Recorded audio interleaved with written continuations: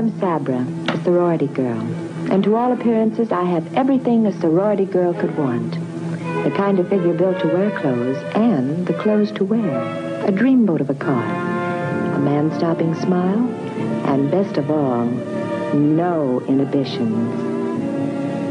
But there is a strangeness within me, too. A hunger to hurt. And with it, a mysterious power that seems to search out those who are prey for my sinister enjoyments. All these are easy victims to gratify my cruel savagery. Tina! She's gonna jump! We're not talking about actors. We mean a real monster. I brought her back. She'll live and I'll get her another body. I'm gonna kiss me, but don't let anyone see me like that. Please, doctor, help me! Biologically speaking, it's of primary importance that man should want to mate. Hey, that's... You don't get all your kicks from surfing, do you? We want to be free to ride our machines without being hassled by the man. And we want to get loaded. You think you're gonna make a slave of the world? I'll see you in hell first! The American International Podcast. Are you ready? Hello and welcome to the American International Podcast. I'm Cheryl Lightfoot. And I'm Jeff Markin. And today we are talking about Sorority Girl from 1957. Sorority Girl was directed by Roger Corman, written by Leo Lieberman and Ed Waters, from the original story End as a Man by Calder Willingham, and Sorority Girl is produced by Roger Corman. Sorority Girl stars Susan Cabot as Sabra Tanner, Dick Miller as Mort, Barbara O'Neill as Rita Joyce, June Kenney as Tina, Fay Baker as Mrs. Tanner, Barbara Crane as Ellie Marshall, Joan Lora as Terry, Jay Sayer as Jughead, Jeane Wood as Mrs. Fessenden, the housemother, and the aptly named Beach Dickerson as Terry's boyfriend. Sorority Girl opens up with an animated credit sequence with title designed by Bill Martin. It's a series of sketches, and they're dark and foreboding and ritualistic. It makes the movie seem like it's going to be more akin to The Craft than a sorority sister movie. Combined with the sinister music, it makes me think that the movie's going to be about covens and witch burning. So is this a metaphor for sorority life? I can't say because I was never in one. I wasn't either. So when the credits end and the movie proper opens, we see the character of Sabra. She's sitting on the edge of the beach, contemplating why everyone hates her and how she might have done things differently. She says, if everything could start at the beginning again, then I could stop what I've already done. It's terrible to be hated the way people hate me. My life seems like a nightmare that has always haunted me. And so the rest of the movie is going to be a flashback as she's looking back upon the things that she's done. And the first thing we see is Sabra waking up screaming. Hey, who doesn't every day? I know I do. Her friend Ellie rushes in, tries to comfort her. She's petting her head a little bit, and then she does for her what everyone needs upon waking. She lights her a cigarette. Sabra shakes her head and backs away as ominous music plays on the soundtrack. Then Sabra relents, taking it into her right hand, and says, every time I take a nap, that same dream. Ellie, sitting to Sabra's left, reaches around to touch Sabra's hair and says, no one is trying to hurt you. Stop that, says Sabra, flicking away Ellie's hand. Fortunately, the cigarette jumped into Sabra's left hand during the cut, or she probably would have ignited her own hair. Sabra, feeling vulnerable and not liking it very much, turns on Ellie, telling her not to touch her and asks if she doesn't have something better to do. She doesn't believe that Ellie simply cares about her without wanting something in return. And then she hauls Ellie in front of a mirror and starts picking her apart, telling her that her hair is dirty and implying that she's not attractive. Sabra addresses Ellie as Pledge and says that if she wants to make herself useful, she can wash Sabra's stockings for her. And then she tells her not to come back until her hair is clean. Ellie slinks off to do her bidding, and Sabra monologues that Ellie is stupid. She does anything Sabra asks, and Sabra despises her for it. Then Rita comes into the room. She and Sabra are roommates, and Rita and Sabra exchange hellos. And Rita says that she's surprised to see Sabra because Rita thought that Sabra was going into town. I would say surprised and disappointed a little too. Sabra says she just hasn't left yet. Rita's locking something up in a case next to her bed. Sabra quizzes Rita about it. Why does she have to hide her things? She never leaves that case unlocked for more than 10 minutes, and Sabra feels as though she's living with an enemy agent. Rita tells Sabra that it's personal and really none of her business. Sabra says, okay. And then Terry bursts into the room. She invites Rita to join her for her tennis lesson. Rita can't go, though. She says she'd love to, but Mort is supposed to be helping her work on her campaign. And Terry scoffs, politics. But she says, next week we'll do it for sure, after you're elected. If you mean, qualifies Rita. And then Sabra's a little tired of not being the center of attention, and she snarks at Rita, you know the student body can't do without you. Then she huffs out of the room. Outside, a group of girls is jumping into a car with Jughead at the wheel. We hear Sabra's voiceover again. She says, it was always the same. Everyone else kept together, leaving me alone, even though I had a shiny new car to drive.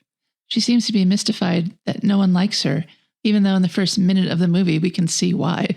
As she pulls out, she sees Rita speaking with Mrs. Fessenden, the housemother, and Sabra offers Rita a lift, but Rita declines, saying she feels like walking. Suit yourself, says Sabra, driving away.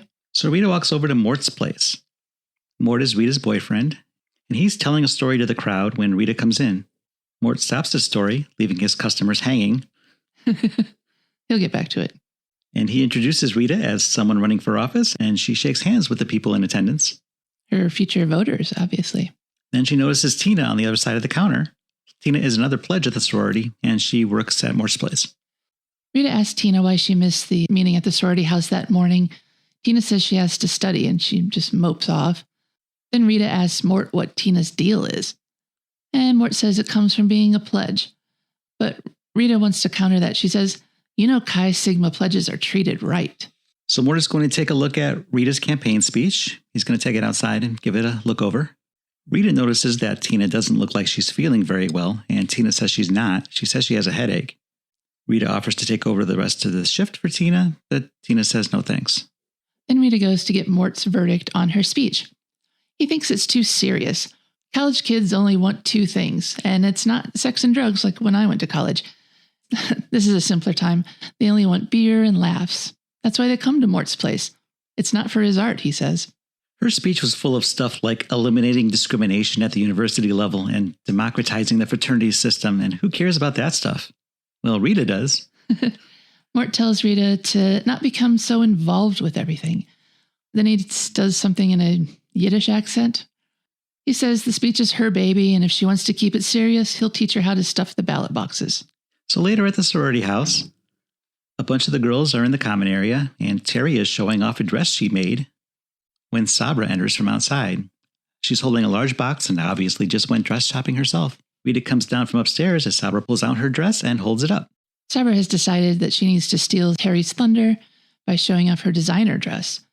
She insincerely says that if she could sew like Terry, she wouldn't have to go buy designer dresses. The other girls are struck dumb by this gauche display of braggadocio, but Ellie says that Sabra's dress is much more sophisticated, and that's only a matter of taste, says Sabra. Mrs. Fessenden rings the bell for dinner.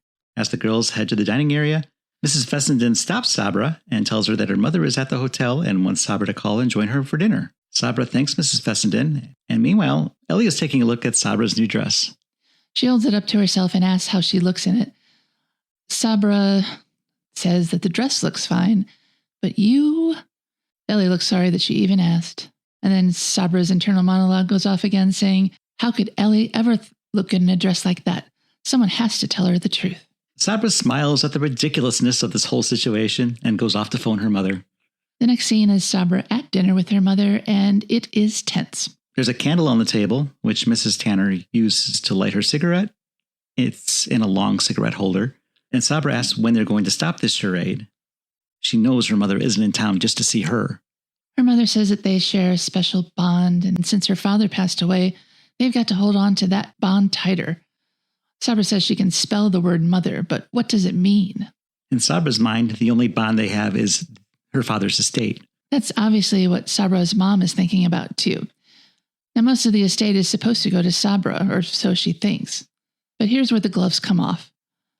Sabra's mom calls her a brat. Sabra says that she gets it on her mother's side. And the money may be for Sabra, but Mom still controls it. She says she came down to bring Sabra her allowance check. Then she rips it up in front of her, saying it's the last check she'll ever write. Sabra looks at her mother and says, I hate you. And her mother replies, what a pity when I love you so much. Sabra gets up to go while her mom gloats. She's won this battle. Her mom asks if she's leaving, and Sabra says, "Do you want me to stay?" Her mother doesn't answer, so Sabra leaves. Sabra's going back to her room. She monologues that if she can't get the money from her mother, she'll get it from somewhere. From her bed, Sabra is eyeing Rita's lockbox. She picks it up and starts to shake it, but she's interrupted by a knock on the door. It's Ellie, and when she comes in, she has Sabra's clothes. She's washed and pressed them. It was apparently a challenge for her, but Sabra's not interested in the workings of her minions. She yells at Ellie to go, but then she changes her mind. Ellie's glad to stay. She's had enough of her roommate Tina's moping. She thinks it could be because Tina is in love with Mort. And then Sabra asks how Ellie's love life is. Ellie starts to tell her about yesterday in the cafeteria, only to be interrupted by Sabra. Sabra stands and asks Ellie if she's done her exercises this morning. Ellie says that she meant to, and Sabra tells her that if Ellie doesn't help herself, then Sabra's going to have to do it for her. Sabra takes off her stockings and throws them to Ellie and says, "Here, you can wash these. Besides, it's good for your figure." Ellie says she has to study for her exam tomorrow, so she couldn't possibly stay up all night washing 2 stockings. Sabra applies she must if she wants to go active. 1 vote for Sabra, and then Ellie agrees. Then we dissolve to the bathroom. Ellie is washing the stockings as Terry is coming out of the shower. Terry's putting on a robe and she notices the expensive-looking stockings that Ellie is washing, and she can tell they're expensive-looking from across the room, even when they're balled together and sopping wet. A girl just knows. Ellie tells Terry they're not hers, that they're Sabra's. And then Terry gets angry. Pledges aren't supposed to do personal tasks for the sisters. She snatches them out of Ellie's hand and rushes over to Sabra's room. She goes in without even knocking, yelling, "Are these your stockings?" Sabra says she didn't make Ellie do it, but Terry doesn't believe her. And then Terry storms off, making a point to slam the door because Sabra asked her not to. Then we dissolve to Sabra knocking on Ellie's door. Ellie answers, and Sabra slaps her and says, "From now on, don't talk so much." Ellie goes into her room, lays on her bed to cry into her pillow. Over in the next bed, Tina is sleep-talking. She eventually mutters, "I can't have this baby." The next morning, Sabra is leaving class. Ellie is waiting outside for her. Ellie can't wait to tell Sabra the secret that she's just discovered. She tells Sabra she's figured out why Tina was crying and moping. She's going to have a baby. Ellie rightly assumes that if the other girls find out, there will be a scandal, and Sabra tells her to stay quiet and not tell anyone else. Ellie is confused, but Sabra reminds her of sisterly loyalty. And she also says, "Don't tell anyone that I know, too." Sabra convinces Ellie that the best way to help Tina is to keep this secret for her. And then Sabra asks Ellie if she did her exercises this morning, but Ellie says her stomach still hurts from the last time. Sabra tells her pledge that she should come over tonight for a private exercise session. Come at 8 while everyone else is at the rally. Rita is walking around the campus with Mort. Mort says he has to be getting back to work. He starts to ask to see her tomorrow night, but then remembers the election rally is tomorrow night. Even though we just found out a couple of minutes ago that it's tonight. It's like continuity error. Rita tells him that she's been so busy preparing for the rally that she's been neglecting her studies, but next week things should calm down. Promises, promises, says Mort. Rita calls him an idiot, kisses him, and tells him she'll see him after psych. The next time we see Mort, he's hanging out with a statue, having a smoke. We see that we're on the University of Southern California campus. Jughead, a proto-Eddie Deason, runs up to Mort. Mort demands Rita's campaign signs. Jughead says he's working as fast as he can. He only has 2 arms and half a tooth. Then he pulls open his mouth to show off his half a tooth. Jughead asks Mort what's up between him and Rita. Is he going to marry her or what? Mort says, "Love him and leave him. You know me." Can you imagine me married to a politician? Mort notices Sabra and Ellie walking by. Mort says, "Hi, Sabra." And Jughead says, "Hi, Sabra." And they both ignore them. Jughead says he'd like to take Sabra out sometime. Mort asks what for, but Jughead doesn't know. I don't think Jughead could match her speed anyway. Now we're back with Ellie and Sabra. Ellie dreamily says that Rita and Mort have been seeing each other for about a year now, and they're such a cute couple. Does Sabra think that they're going to get married? This gives Sabra an idea. It would be fun to take Mort away from Rita. And now it is time for the rally. It's happening, whether it's today or tomorrow, we don't know. Everyone goes except Sabra and Ellie. Ellie's wearing her exercise shorts, but her stomach still hurts. Even so, Sabra commands her to do 25 sit-ups, and Ellie collapses after just 3. Sabra tells Ellie she still has 22 to go, So Ellie reluctantly starts again. Looking out the window, Sabra sees Mort coming up the walk. She tells Ellie she'll be back in a minute and to keep going. Sabra comes downstairs and starts to put the moves on Mort, but he's a little oblivious. She wonders why Mort isn't at the rally. He says he's going, but with Rita. Oh, she left half an hour ago, says Sabra. Was she mad? Asks Mort. He explains he got hung up at the bar. So Mort starts to leave to go to the rally, but Sabra asks him if he has to leave right away. He's already late. Would it matter if he was a little later? He supposes that the damage has already been done, so he sits back down. He puts his hand on Sabra's back, and Sabra seems to really enjoy this. She says his hand feels so warm on her back. She reaches out and touches his face, and she kisses him. He seems to reciprocate. She breaks away and gives him a look of playful guilt. Mort gets up to leave again. Sabra says, Mort, don't go. Mort looks at her with disgust and leaves for the rally. And then Sabra monologues, no one could ignore me the way Mort did. I swore I'd get even with him from that moment on. Sabra returns to her room and asks Ellie why she stopped doing sit-ups. Yeah, she's lying on the bed fondling a sweater for some reason. Ellie says she couldn't do any more, to which Sabra replies that they're not going to do her any good unless she keeps it up. If she keeps feeling sorry for herself, she'll end up nowhere. All right, says Sabra, and she pulls her Chi Sigma paddle off the wall over the fireplace mantel. All right, she says again, and Ellie looks really scared. Oh no. She backs up to the wall. She can't do the sit-ups. They hurt. And Sabra yells, I do them and they don't hurt me. She tells Ellie that Ellie had wanted Sabra to help her, but Sabra says Ellie isn't trying hard enough. She requires discipline. Sabra throws Ellie over a giant ottoman. Laying face down, Ellie looks back at Sabra. Sabra strikes her again and again.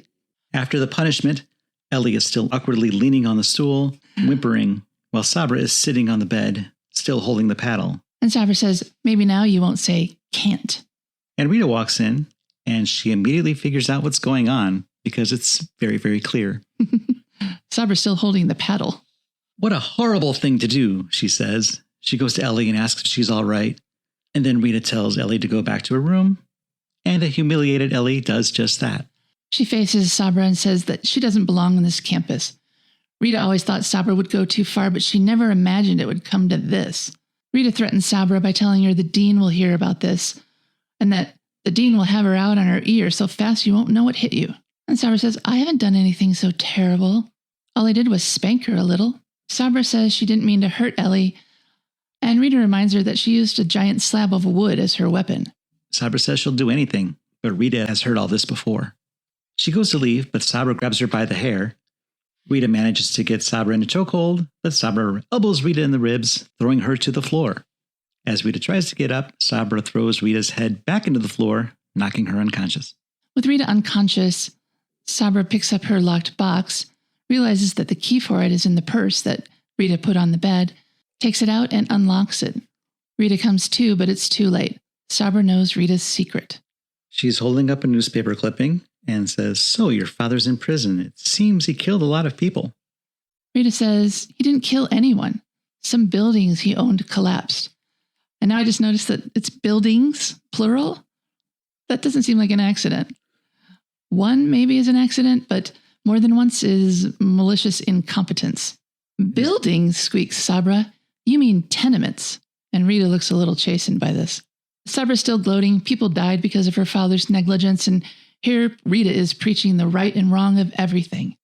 I suppose you never make a mistake. Aren't you wearing your halo a little too tight? Rita tries to explain herself, but realizes that Sabra is incapable of understanding that Rita is trying to live her life to make up for her father's misdeeds. But Sabra does understand that she has enough blackmail material to keep Rita silent. So Sabra tells Rita that she won't be going to the dean, while everyone else will hear about her father. It would sink Rita's political career, the sorority, and probably Rita herself. Rita says, I can't lose everything because of you. And Sabra says that she can't lose everything because of Rita either, and she hopes they understand each other. Rita gives in, but says it smells. She tries to get the article away from Sabra, but she's going to keep it for a little while. Sabra monologues that she just can't stop hurting others. She needed someone to help her. She's even desperate enough to ask her mom for help, and so she does. So Sabra's mother is sunning herself by her pool when Sabra approaches. Mrs. Tanner asks Sabra what she's doing there. Has she been expelled? With difficulty, Sabra tells her mother that she needs her. Her mother is exasperated that Sabra drove all the way to tell her that. It was 100 miles. Sabra apologizes for her behavior at the restaurant, and she begs her mother to tell her what's wrong with her. She keeps needing to hurt people. Mom says there's nothing wrong with her, or at least there shouldn't be. She always had the best of everything money could buy, and it's time she started acting like that. Sabra throws herself down onto her mother's lap and starts to cry. She says she just wants her mother's love. Her mother says that she has her love and to stop acting like an infant. Sabra starts to say, if you don't help, but her mother wants to know what kind of help she needs. Is it money? She's still not ready to restore Sabra's allowance. Sabra cries out, "Listen to me," and Mrs. Tanner chastises her daughter for carrying on and making a scene.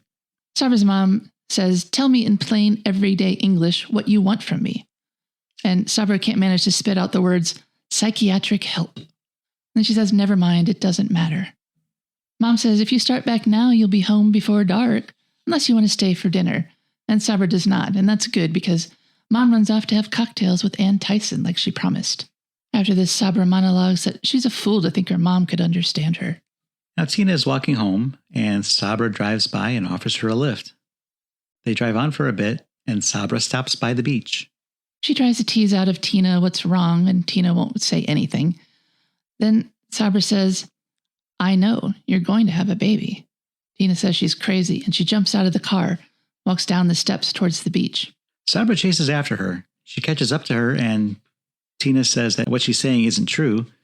Sabra says it is true, and maybe she can help her, and maybe they can help each other. Sabra asks about the baby daddy, and Tina says he left town.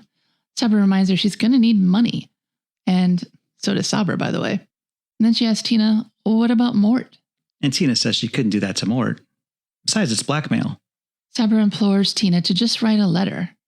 Sabra says Mort has a reputation to uphold, and he's got cash, so she implores Tina to just write a letter. And Tina blanches at the idea of blackmailing Mort. But Sabra says there's no other way. Sabra says that once their money problems are gone, they can straighten it all out about Mort later. And that she doesn't have any other ideas, but she's welcome to hear them if Tina has any. And then Tina joins a sorority of girls who are threatening to report Sabra to the dean. Sabra says that she doesn't want to hurt Tina, but if she has to, she will. Either a letter goes to Mort, or Sabra will accompany Tina to see the dean, and everyone will know about Tina's predicament. And then Sabra tells Tina just to think about it. But neither one of them has much time to wait. And next we see the letter is written. It says $1,000 would cover everything. I must have the money immediately. I am desperate, Mort, so please believe me. If you don't cooperate, or if you do anything to try to trick me, I will have to take steps to protect myself, which will ruin you and make your life here at school impossible. Love, Tina. No, just Tina. Mort is reading this letter and concocting a plan. He has a Wallensack reel-to-reel recorder just laying around gathering dust. He puts it under the counter and runs a test, checking the record levels behind and in front of the counter. And they're good. Tina reports to Sabra. Mort called and wants to see her right away. Sabra cautions her to use her words carefully, because he has a witness listening in. This gives Tina pause, but Sabra says, what are you standing there for? Tina is still reluctant, but she's in too deep to stop now, so she leaves. There's a knock at the door at Mort's place. Mort says he'll be right there and pushes the record button on his reel-to-reel. Tina walks in, and he sits her down. Mort says he just got around to reading his mail, and the letter knocked the wind out of him. And then he asks her, did you write this? He starts a line of questioning for the benefit of the recording. He gets her to admit that the letter is hers. She reveals that she found out she was pregnant a few weeks ago, and he asked her what her plan is. And she says she doesn't know yet, but they both agree that she needs money. Mort asks, why me? Has he mistreated her? Tina says no to that. When Mort says he's not the father, Tina stands firm with her lie. You are the father. Mort says he never touched her. And she says, you're the one that made me pregnant. Mort tells Tina to quit playing games and that if she levels with him, he might be able to help. Tina looks around suspiciously, and Mort realizes that she thinks he may have a witness listening and invites her to look around. When Tina is in the back, Mort goes to check his tape recorder. It's still good. As a side note, looking behind Mort's head, I see one of Jughead's signs, and it's terrible. It just says Rita Joyce written in careless block lettering. although Mort did string up some crepe paper streamers. Tina returns, and satisfied that they're alone, she feels she can speak more openly. And she confirms that Mort is not the father, but she's going to say he is, and the dean and the trustees will believe her. They'll close this place down so fast, and Mort believes, yeah, that would happen. Tina gives Mort till tomorrow night to come up with the money. Mort calls this blackmail since she admitted he wasn't the father. She agrees, but she says that he's got $1,000 to spare, and she wants it by tomorrow. Clear? Wonderfully clear, says Mort. In fact, everything that she said in the last 5 minutes is clear. And it's all here on this tape, and it goes in the safe right now. If she wants money, she's going to have to hire a safecracker. He tells Tina he won't rat her out, but she needs to get out of his way. She stinks. And Tina runs off crying. Now we're at the beach on a sunny afternoon. A bunch of kids are playing volleyball. Mrs. Fessenden, the housemother, calls Ellie over to talk with her. She wants the 411 on Tina. What's going on with her? Ellie feigns ignorance, and Mrs. F is worried because Tina has been brooding for a while. Tina's sitting alone in the shade next to a big rock formation, reading a book. And Ellie is sitting there putting sand on her knees and blowing it off. Mrs. Fessenden says that not telling on Tina is doing her a disservice. She gets tired of Ellie's antics and dismisses her. Ellie returns to Sabra, and Sabra asks what Mrs. Fessenden wanted, and Ellie says that she was asking about Tina. Ellie starts doing sit-ups and says that she's getting much better at it. Then she asks Sabra if she thinks they're doing Tina a disservice by keeping quiet about her. And Sabra tells her not to think so much. Ellie does another sit-up, and Sabra looks at her dismissively, saying, "Don't let it go to your head," meaning her newfound skinniness. Ellie looks over at Tina sitting alone, and then runs up to her. Ellie tries to get Tina to open up. If not to her, maybe to Mrs. Fessenden or her parents. That's what they're there for. But Tina just asks Ellie to leave her alone. Ellie says she was just trying to help and runs off. Terry and her boyfriend start playing with their beach ball by Tina. They tell her she'll never get a suntan like that sitting in the shade in her sundress. Then Sabra, like the emotional vampire she is, swoops in. She tells Tina that she's going to have to give some kind of explanation soon. Tina says her life is hopeless, and Sabra's like, "Same, girl." She says time is running out, and then Sabra runs into the ocean. Tina looks around. Ellie is watching this. Tina stands up and then starts to the top of the rocks. There's a stairwell, so it's not a big deal for a pregnant woman. She's not scaling the side of a mountain or anything. She's not that pregnant either. As she's doing this, Mort pulls up, apparently in Sabra's Thunderbird that we saw her driving earlier. And Ellie spots her too, going up. She watches Tina's progression and finally gets the idea that Tina's going to jump, and she screams. She screams at Tina and then to everyone, saying, "She's going to jump." Now everyone runs after her in a single file line up and across the cliff line. Mort also heard the screams, and since he's right there, he runs to where Tina is. As all the kids are racing toward them, except for Sabra, who's still standing in the surf, Tina is standing on the edge of the cliff, looking down, trying to get the courage to jump. Mort catches up to her and with a flying leap tackles her and wrestles her to the ground. Tina says that she made me do it. Rita sits with them and asks what Tina means. Mort sums up everything that has happened in the last half of the movie. She's pregnant. I called her mom and dad. We're coming up to take care of her. Mort tells Rita about the blackmail and that someone else must have put her up to it. Tina then says it was Sabra. It was all Sabra's idea. Rita stands angrily. The kids follow her back down to the beach where Sabra is still standing at the edge of the surf. They line up in pyramid formation to shame Sabra. Sabra tells them to stay away, but the Chi Sig squad just gets closer. She picks up a handful of sand to defend herself. Rita likens her to a shark. She doesn't have any rules, just self-preservation. Sabra makes excuses as she backs into the surf. Rita says, "You blackmailed Tina and almost killed her." Sabra says, "I didn't see any of you try to help her," but in their defense, she's the only one who knew. Except for Ellie.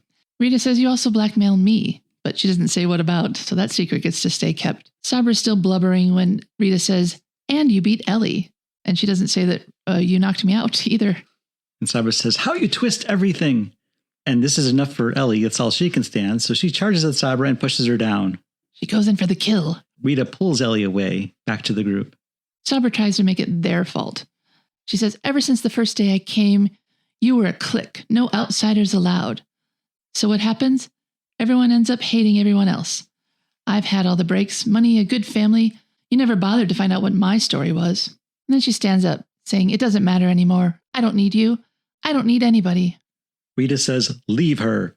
And the group follows her back to where Mort is still comforting Tina. And then we circle back to the beginning of the movie. Yes, Sabra is left where we first met her, sitting in the surf, contemplating her life choices.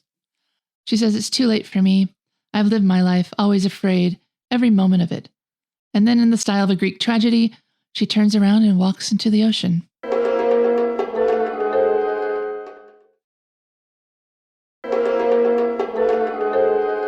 Welcome back to the American International Podcast, where we're talking about Sorority Girl from 1957.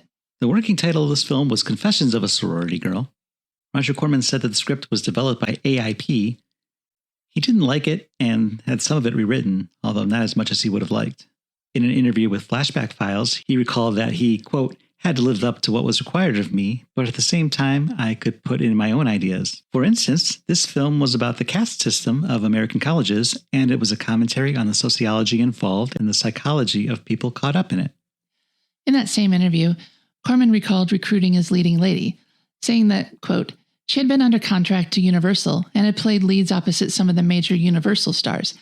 They expected her to become a star, but she was a little bit temperamental. As a result, they offered to renew her contract, but they said, "Because you've been causing us a bit of trouble, we won't give you a raise." She refused and went back to New York, back to the stage. She'd already been on Broadway a few times. After that, I brought her back to Los Angeles for 2 or 3 pictures. Corman says that because he was a partner with AIP, he questioned some of the construction costs, but AIP kept the bill. He decided to rent a house and use it for the sorority house and saved a great deal of money. Shooting started on July 15th, 1957 at Ziv Studios, and they also filmed at the University of Southern California campus and at the mansion of Rita Lee in Laurel Canyon. According to Danny Sayer, who played Jughead, who was interviewed by Cult Movie Magazine in 2004, the house had very white carpets, and once the shoot was over, there were oil stains on the rug and other damage done to the house. When she agreed to rent it, I'm sure assurances were given to her about the condition it would be left in. Roger, God bless him, probably said, "Oh, that was like that when we rented it." I don't think she ever agreed to rent her house again. Susan Cabot later recalled working on Corman films. We would have some sort of a script, but there was a lot of who's going to say what and how about I do this, plenty of ad-libbing and improvising.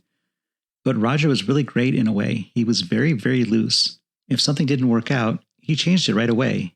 He gave me a great amount of freedom and also a chance to play parts that Universal would never have given me. Oddball and wacko parts, like the very disturbed girl in Sorority Girl. I had a chance to do moments and scenes that I didn't get before.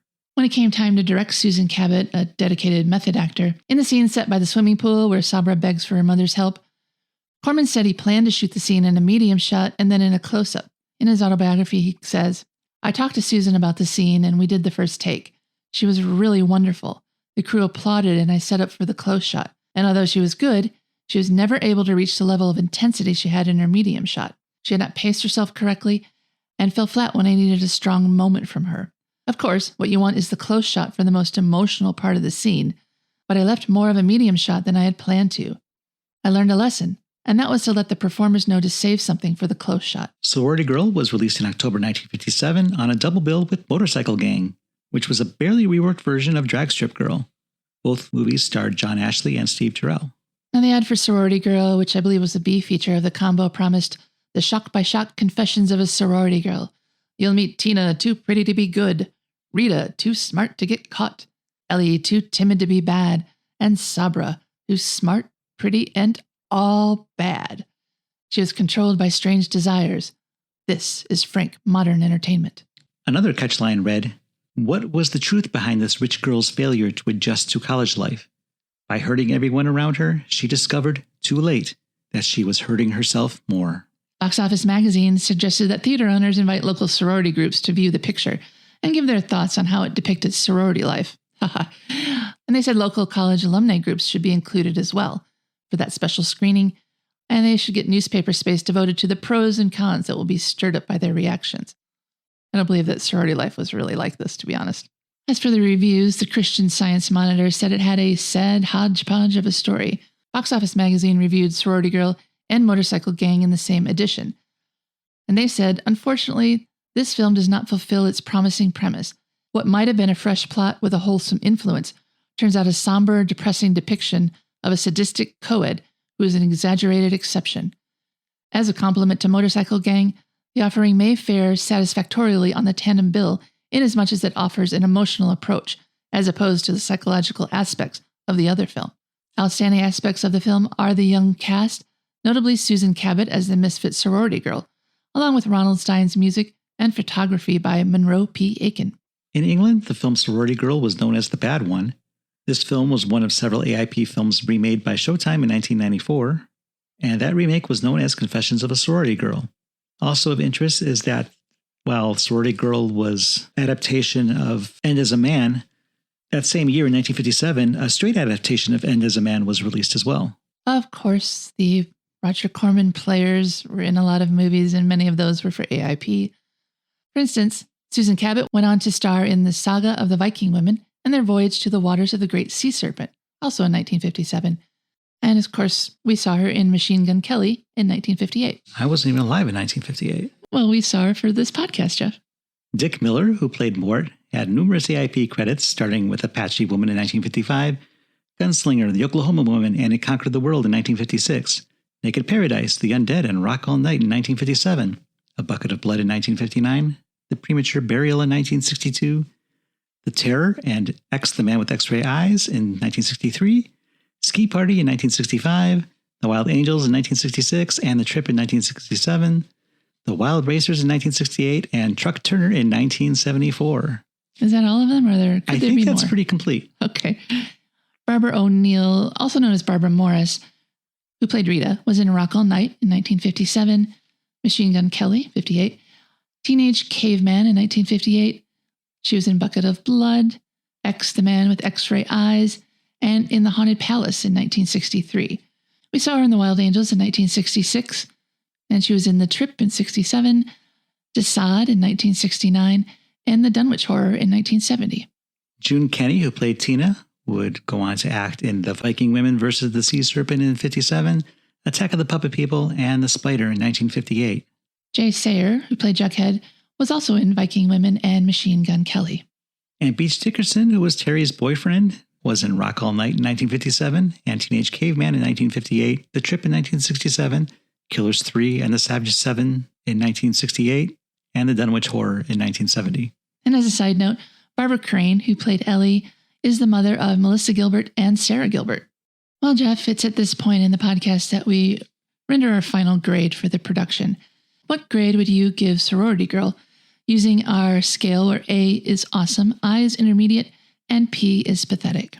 It would be easy to look at Sorority Girl and describe the obvious pent-up lesbian urges, but I'm not in film school anymore, so I don't have to do that. The character of Ellie is really kind of heartbreaking.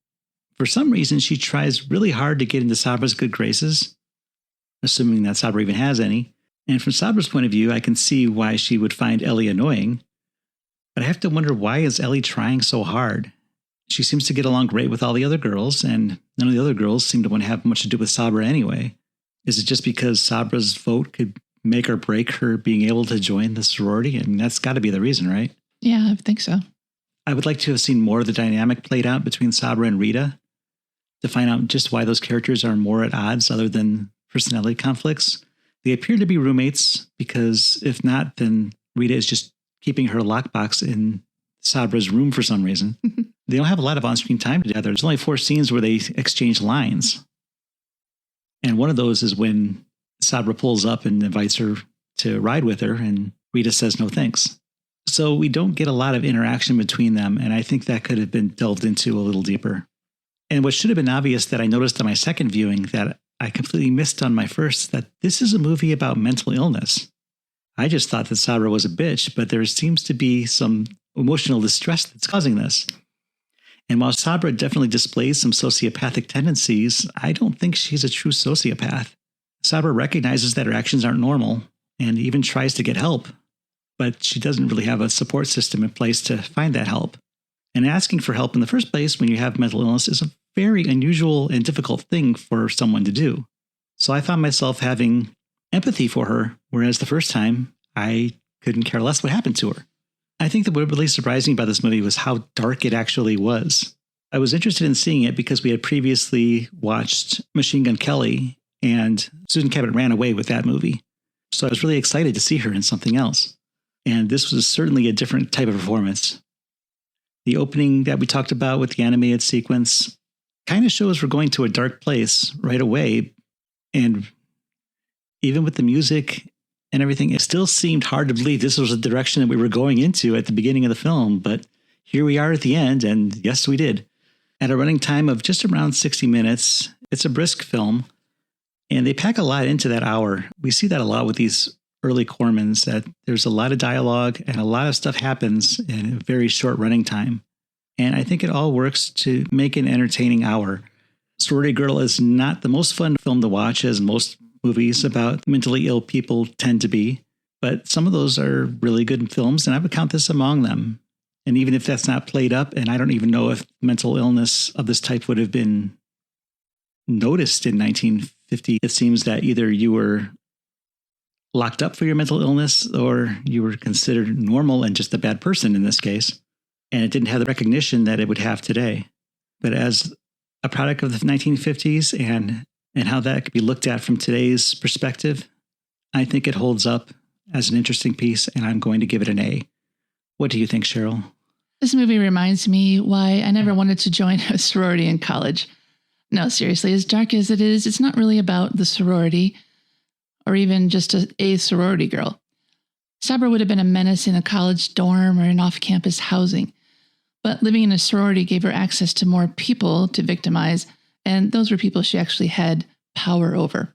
The direction in this story do their best to make Sabra a more relatable character. Just like you said, it is about mental illness. They give her an unfeeling mother and suggest a childhood full of neglect. And it does function as a lesson on how not to raise a monster.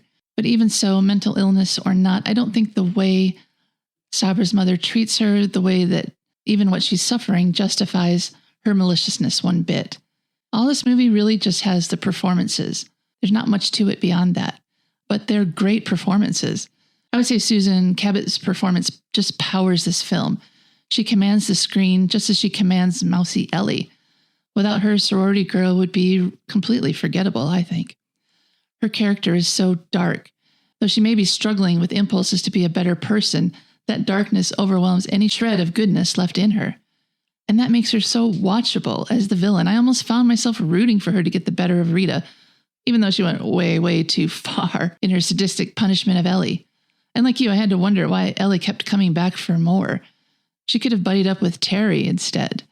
But she still signed up to be Sabra's minion, even after the beating. And I thought Dick Miller and Barboura O'Neill / Barbara Morris were excellent too. I know I had to ask you after the movie, was Mort supposed to be a student? Because he's always on campus, he's dating a college girl, but I think he was just a former student who is now staying student adjacent by opening a tavern near the campus. Their interactions, though, gave depth to their characters. And poor Barbara Crane, she had to portray a girl so insecure about her looks that she makes peace with being a literal whipping girl to Sabra, and that must have been a challenge. And finally, I thought Fay Baker did a great job as Sabra's mother. She was well cast, and her performance could have been so trite but for Baker's perfect deliveries of her poisoned barbs at her daughter. I like the ending, too, because it's not really a resolution. Were we meant to believe that Sabra ended it all by walking into the ocean? I think that's really hard to believe given Sabra's zest for life and violence. It's more likely that she waited until everyone left and then went back to her mother to grovel for her inheritance so she could start up for someone else. But I'm glad the story left it to us to imagine that ending. The movie was short, and I was tempted to give it an A just for being less than 60 minutes long. And like you said, it packed a lot of story into the time that it had. It really makes me wish all movies could tell their stories with such precision and brevity. That's partly thanks to Roger Corman's directing style. I found out he made 9 films in 1957 alone, and he said he would be shooting one film, prepping another, and then editing a third one on any given day. Those quick productions were what AIP wanted as well. The more product they churned out, the more new movies they had to offer their voracious teenage audience. If the teens were going to spend their money, they might as well spend it on a new AIP flick. But that brevity, that quick production style, the impulse to get it all done quick and fast, it really worked for this movie for me. So I'm giving this one an A because I really enjoyed a movie about a bad girl who wasn't just misunderstood. She was really, really bad, even if it was for understandable reasons. I agree with you with your notes on the performances. Barbara Crane as the mousy Ellie mousy is a good way to put it. She's not as attractive as the other girls, and she might be a bit overweight. She might be a little thick. And thick wasn't good back then, like it is now. Well, now we call it pleasingly plump.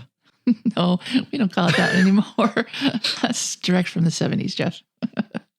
And this has one of my favorite Dick Miller moments in it.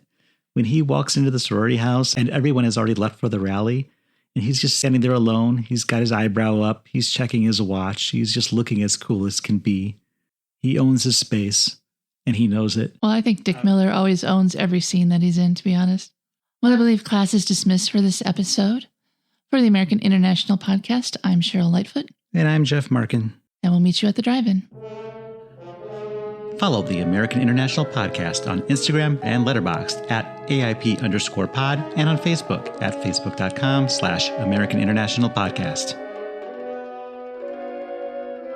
The American International Podcast is produced and edited by Jeff Markin. A man whose mind is distorted by hatred. And Cheryl Lightfoot. A girl hungry for too many things.